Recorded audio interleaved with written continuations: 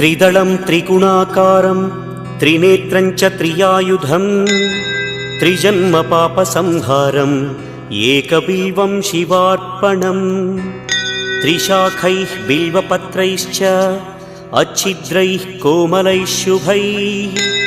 तव पूजां करिष्यामि एकबिल्वं शिवार्पणम् कोटिकन्या महादानं तिलपर्वतकोटयः काञ्चनं शैलदानेन एकबिल्वं शिवार्पणम् काशीक्षेत्रनिवासं च कालभैरवदर्शनं प्रयागे माधवं दृष्ट्वा एकबिल्वं शिवार्पणम् इन्दुवारे व्रतं स्थित्वा निराहारो महेश्वर नक्तं हौष्यामि देवेश एकबिल्वं